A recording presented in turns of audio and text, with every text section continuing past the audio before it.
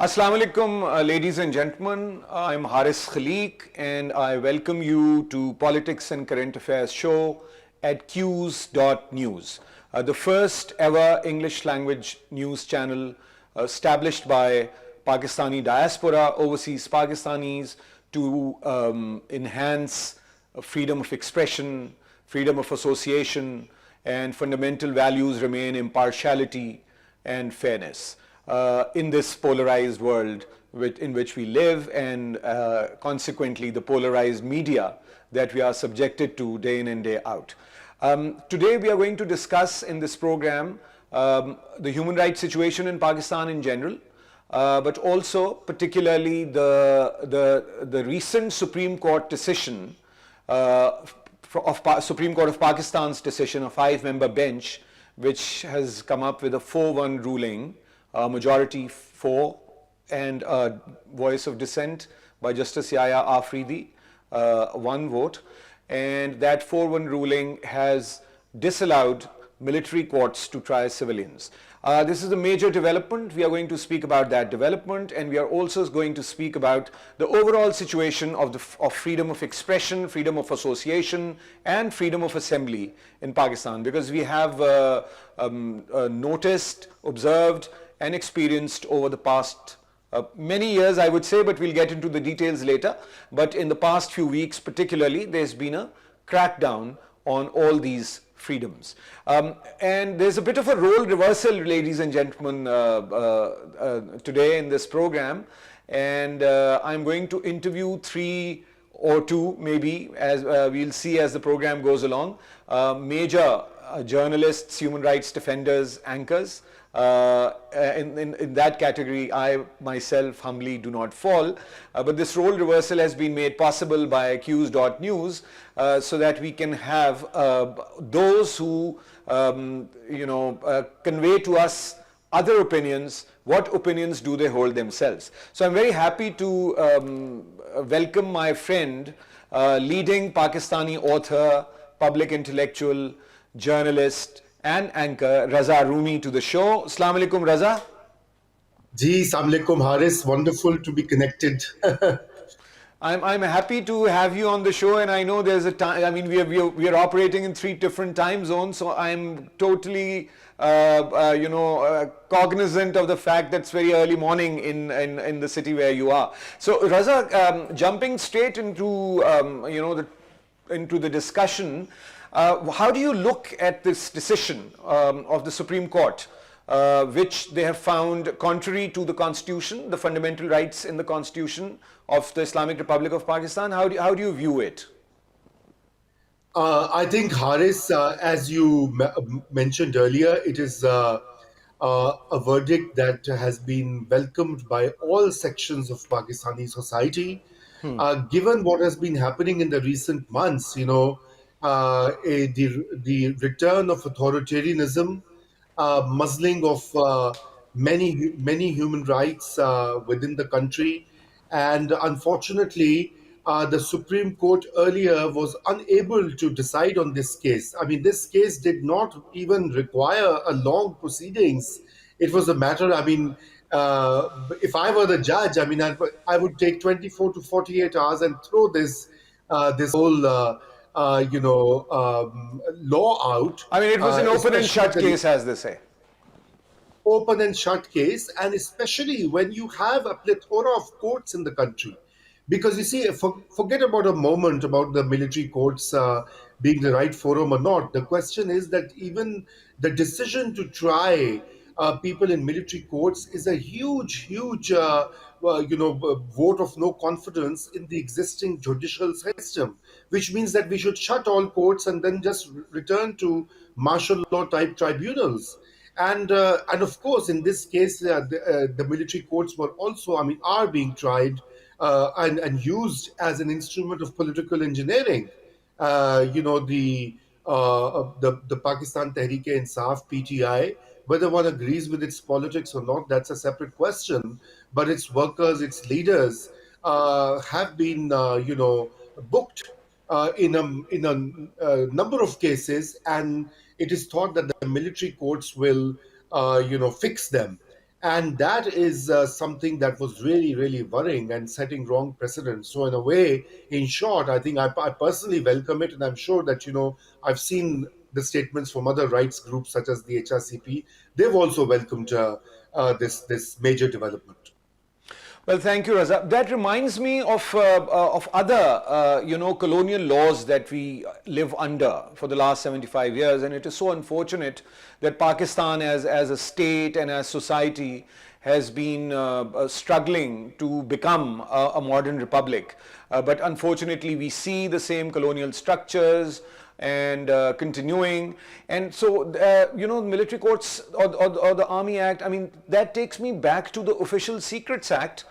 And well, Justice Shahid Karim of Lahore High Court has actually struck down the sedition law.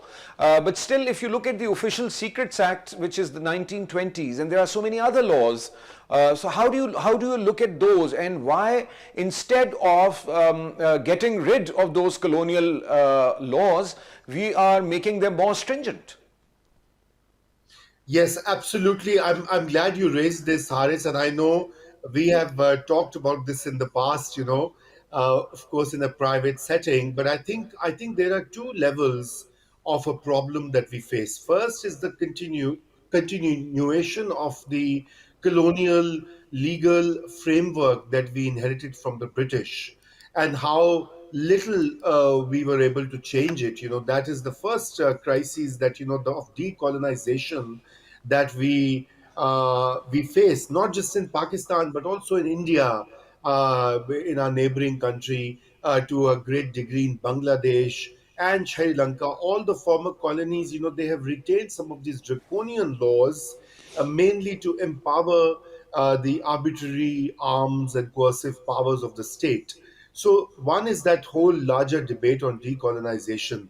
But at a very fundamental level, these laws, such as the sedition law, I know that the Lahore High Court judgment is once again a very welcome one, but I'm not so sure if the state is serious in undoing or doing away with sedition as an instrument. Because despite that verdict, we have seen many cases filed in the past 1 year. Particularly against the PTI workers or journalists who were advocating the PTI cause, etc. And so unfortunately that still continues. So I think that there's not just sedition but also the blasphemy law in its current form. I mean, its origins and provenance is in the colonial era, early 20th century, and the way it is structured is very much a tool for the state to regulate, religious affairs in the name of keeping peace between communities, between different faiths, etc. So I think what is the incoming parliament, I mean, there's hopefully an election early next year. The incoming parliament would have to, after all these debates, would need to get back to a review of some of these laws, Would especially they the would they be able to do yeah. that? Because you see, it is unfortunate, but let me be very candid, that it just did not begin with the crackdown on PTI. This has been the case with anybody who is not in the permanent institutions of the state decide that who's in their good books and who's not in their good books, and any dissenters for that matter in our history have had no space. Even when they were not persecuted, their voices were muffled. And I mean, that is a kind of persecution, but I mean, if they were not going through any physical sort of persecution, but there was always, a shrunk space or no space provided to them. So it did not. So why don't the political parties and the political actors from all sort of shades of thought or different schools of thought come together and break sort of this vicious cycle? I mean, what stops them, and why do we see one collaborator after the other? And so how do you look at that? I mean, what stops them from stopping this? I mean, I know there was a Charter of Democracy which unfortunately now seems that it was short-lived, but I wouldn't really throw it in the bin altogether at the moment. But how do you look at this process of political parties not being able to negotiate, civil space to further their polity? I think these are very important and tricky questions, Haris. I wish you and I had simple answers or way forward. But I think let's take it bit by bit. I think the first uh, problem that we face, we know that Pakistan is a Praetorian state. We know what the military establishment and the civil bureaucracy have done over the 75 years. I mean, their power is entrenched. They call the shots. They're not going to give it up voluntarily. But we have seen in the past, we have seen moments when the parliamentarians and political parties, when they forged a common and united front. So, in the case of 1973 Constitution, that was more than half a century ago, they restructured the state and the social contract. And even though we know that the 73 constitution was mutilated time and again, it still remains the consensus document that we have. And then in 2010, the 18th Amendment is another testament that, once you have a political consensus and political will and drive to action. So I think the establishment was very much present in 2010 as well. But the political parties seized the opportunity and the moment to restructure Pakistan's governance. Of course, it's an unfinished agenda because they did not take up some of these colonial laws that we were talking about, but they decentered the state as far as possible in the given constraints. So I think first and foremost is that the PPP and the PMLN are already, and of course JUI are wedded to the Charter of Democracy. Of course, its implementation was uneven, but it still stands. Now, the real challenge for them is to bring Imran Khan and his party into that fold. Because without that, we can't really move forward. We won't have democratizations, as a serious outcome of political engagement or activity if that doesn't happen.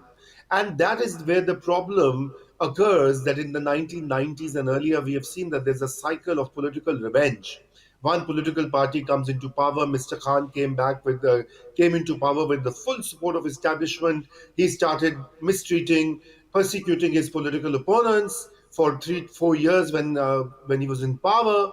And now that he's out and jailed, the same is being done to his party with a tacit and sometimes overt support of these political parties. So unfortunately, there are no heroes and no winners in this game. I mean, all of them are losers, and more importantly, the Pakistani people, 240 million of them, are losers in this process because their fundamental freedoms and their prospects for prosperity and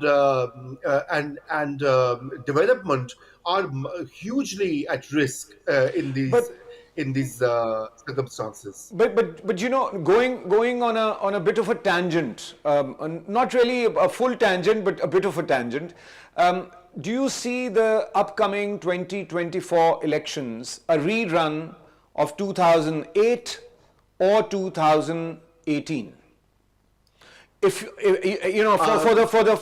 the benefit of our audiences, let me explain that the 2008 elections were actually when after the martyrdom of Muhtarama Benazir Bhutto in December 2007. The elections were held in February 2008, and that is when a new parliament, after a long martial rule, came back to power, and it was a PPP-led coalition.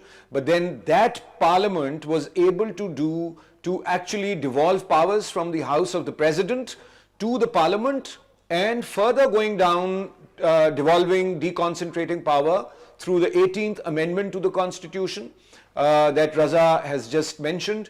And that Parliament made that decision. So devolved the President's powers to the National Assembly and Senate, and the prime minister, and from there to deconcentrating power to the provincial governments or the provincial assemblies.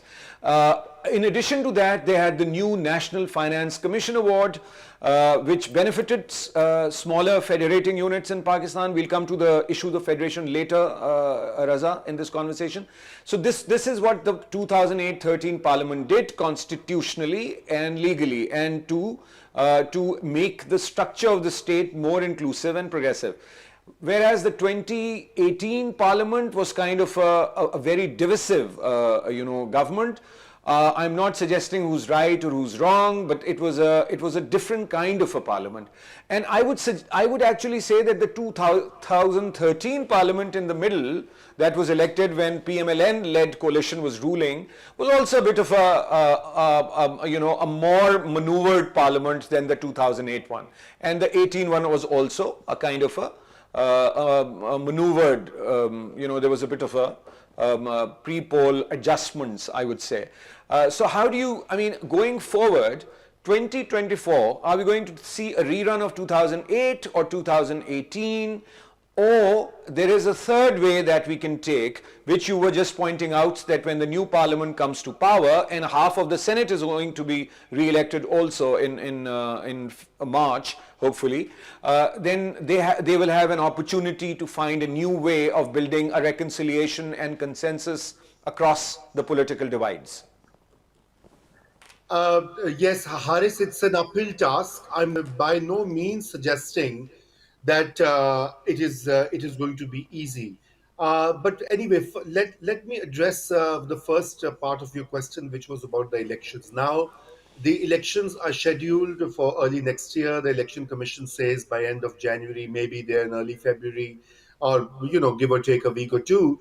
But unfortunately, the elections are more reminiscent of the 2018 model that the establishment has perfected in Pakistan, which is to generate positive results, quote unquote, in the language of General Ziaul Haq used to say, "I will get positive results from elections." So, which basically means that Imran Khan will not be able to lead a political campaign or participate in the election. In 2018, you know that, Haris, I was a severe critic of how the elections were managed and how Imran Khan was brought into power. For years, we criticized both him and the establishment. But today, I would certainly argue and support Imran Khan's right as a political leader, as a popular leader, to contest elections, to have his party, get a fair chance. Now, how can elections be fair when his number two, Shah Mahmood Qureshi, many of his workers, about thousands of them, many second tier leaders are under pressure or in jail? You can't really think of a fair election. And I think that is something Nawaz Sharif, who has just returned to Pakistan, and he, in his first rally when he arrived, also alluded to some kind of a message that he's not interested in revenge. Now, let's hope he remains true to his words, because if he is the elder statesman as he's being projected, then he would have to find a way of reconciliation. It will be imperative for him, because Nawaz knows the history of this country, and he knows that how far you can play the establishment's game. Because if he becomes a total partisan pawn in the hands of military establishment, he'll be out sooner than he was in his earlier terms. Because that is how the cycle works. So that's the first part. The second part, what you're saying, is whether this parliament would be able to. So we have seen in the past, if you remember in 1985, General Ziaul Haq brought about a totally managed, hand-picked rubber stamp parliament, and Even appointed then we a got Junejo. Junejo, non-entity like Junejo, no charisma, no mass following, but even Junejo stood up. He brought in some reforms. He took an independent policy on Afghanistan. He challenged the general's hegemony, and of course, he brought about some changes. And he was fired within 3 years. So I always believe that once you have a parliamentary institution at work, once you have political parties with popular support, they bring in there's a new dynamic at work, even if it is in a very difficult circumstance, because you see, ultimately the political society then negotiates with the unelected power centers. And in that negotiation process, space is open for media freedom, for human rights, for parliamentary democracy. So I would not be too pessimistic as some other analysts in Pakistan are, or some other writers are. I think that openings always come about. The military itself is at in a very difficult and dire situation because of the unpopularity in urban areas, especially in the Punjab province, due to Imran Khan's vociferous campaign. Now, the military can't afford that. Number one, because it can't afford, and that is why it has sort of eased its policy towards this earlier foe, Nawaz Sharif, and allowed him to come back. All his cases are being eased out, and he might as well be the next prime minister if some predictions are to be believed. So I believe that the establishment would also have to step back, like 2008, what you mentioned, the earlier example you gave, would the election be 2008? So the electoral mechanics would be 2018, that we can see, but the dynamics at work would be 2008, 9, 10, because the military has gotten a beating in the public opinion. You are in the UK, you meet overseas Pakistanis in England, you meet overseas Pakistanis in America, and they're very influential people because of globalization. They're connected to their home countries, and they influence discourse. And it is I mean, I have never seen a large number of middle class, upper middle class, professional classes say the kind of things about the Pakistan military in my lifetime as I've heard in the last 6 months to a year. I knew that the fringes, the Baloch, the Pakhtuns, the Sindhis always had issues. The Saraikis had issues, because of the centralized power structure. But it's the mainstream Punjabi public opinion we are I talking think it's about. about Haris, that's the GT road, as it were, what we use in Pakistan.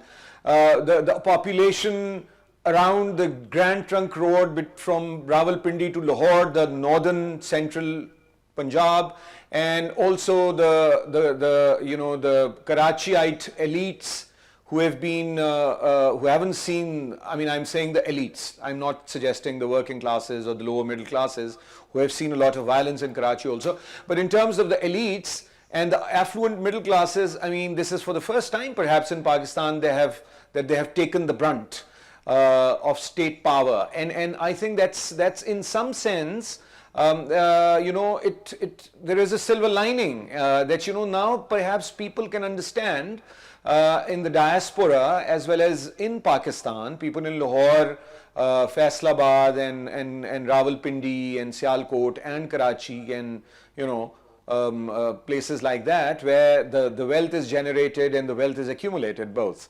So and the diaspora, the overseas Pakistanis, that this has been happening in other parts of Pakistan for quite long, and it's really unfortunate that it had to take so many years and then sort of take kind of an oppression, face the kind of an oppression which other people have been facing for a long time, to understand what the suffering is like in other provinces of Pakistan. And it's not just, I mean, I wouldn't want to identify a single enemy, Raza. I think the whole structure of the state, I mean, not one single institution can be sort of held responsible for what has happened to Pakistan, and there's a class dynamic involved as well, which is not in vogue these days, to actually try to understand society in terms of its social classes and on the basis of their incomes and on the basis of their interests. But that brings me to the other question, that when we speak about, since you mentioned human rights and civil rights quite a few times in your in your opinion and in your views, human rights includes economic justice and economic rights as a fundamental pillar. So do you see that if there is a functioning parliament in place after, in spring, hopefully, in Pakistan, it will positively impact the dire economic situation that Pakistanis face at the moment, where at least half of the populations live below the poverty line. They live below the poverty line, and if not half, perhaps more. And even if they do not live below the poverty line, there's a bit of a loss in incomes and buying potential for 90% Pakistanis, if not more. So how do you see that connection between a political change, going beyond that, who's given a level playing field and who's not, but if there is an elected parliament that elects a government, will there be a positive impact? And is there any hope? Because politically, you think that there are decisions that can be made which will positively influence the system. How about the economy?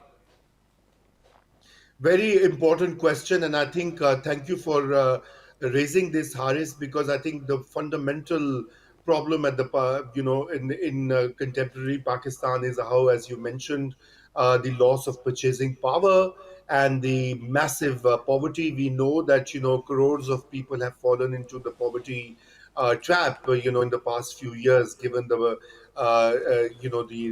rise in inflation, etc., and the value of dollar and the oil prices, etc. All these factors have contributed, and Pakistan's, this inability to repay its foreign debt and the interest payments in a timely manner, ba- uh, with the by using its export revenues or the dollar revenues it gets. So I think that is a huge crisis. But I would also link that crisis to the political crisis. I mean, that economic crisis has not come up in a vacuum, because for the a fundamental problem here has been political instability and the political engineering, especially in recent years since 2016-17. We have seen how that climate of uncertainty, political upheavals have not only given wrong signals to the markets, to investors, and private investment has dried up in Pakistan. I mean, we haven't had a lower sort of private investment inflows than in our history. With the interest rates up due to the IMF conditions, etc., private investors can't really put in money, and that's how jobs are created. But if you were to return, if the establishment were to return to the barracks, it would allow political process to continue, parliaments to come and make policies, with a 5 to 10 year long period. I think partly we can address this. Of course, it's a far more complicated area. I don't want to sound simplistic, but I think political stability is the fundamental requirement at this stage. You can't have more experiments, and therefore engineer elections become a source of instability by very nature, because sooner than later that particular engineering or manipulation comes and converts itself into political instability and upheaval and protests, as we have seen in the past. So that's one side. The other side is, why is democracy important for the economic well-being and prosperity of Pakistanis? There's a lot written on it. Data show, and that's a subject I teach here, Haris, as well, in public policy. Data show that democratization helps welfarist outcomes in development. Number one, even if you look at Pakistan, the two major welfare programs that have not been touched by political elites. Number one, the lady health workers, more than 120,000 women who work at the community level every day, providing vital health services when there is no health care available for Pakistanis otherwise. And Benazir Income Support Program, later called EHSAS, now back to Benazir Income Support Program. That is the only viable mechanism of transferring cash and entitlements to the poor people in Pakistan. Who brought that about? The political elites, namely the PPP led, but then Nawaz government, Imran government did not touch them. They realize how important redistributive programs are. So imagine if you had a democratic transition after General Musharraf unimpeded, unhindered, we may have seen a bit more of redistributive efforts, because ultimately politicians, whether we like patronage politics or not, whether we think clientelism is a bad policy, politicians have to go back for votes. They have to go back to people. They don't come back. Even in a managed election, even in an engineered election, they need some votes, right? They just can't be appointed by bureaucrats or military general, TV anchors these days, because they all are now at par, unfortunately, in Pakistan. So the thing is that, that is why democracy's sustenance and nurturing is so vital for economic justice, which, as you very rightly say, is at the core of human rights framework globally But and Raza, in I Pakistan. thank you very much for clarifying that. I think there's one fundamental lesson that we have learned from our experience of the past so many years, that it has, we have to believe in the process. We have to believe in the system. It is not either individual political parties or individual messiahs who can bring about that change, unless there is a broader consensus among, not just among the political elites, but also people at large, on certain values. And those values are important, and those democratic values. I mean, something about development and economy and development and democracy you mentioned brings me back to my school days when we were studying Amartya Sen and his thesis about democracy, freedom of expression, and the connection between famines, shortage of food, and freedom of information, freedom of expression, and democracy. Thank you very much. We are going to take a break, ladies and gentlemen. And thank you very much, Raza, for your insights into the topic. And I'm really glad that some of us are still optimistic, and that will, lead us to a better future. Thank you very much. And coming back to London, and let's take a short break, ladies and gentlemen.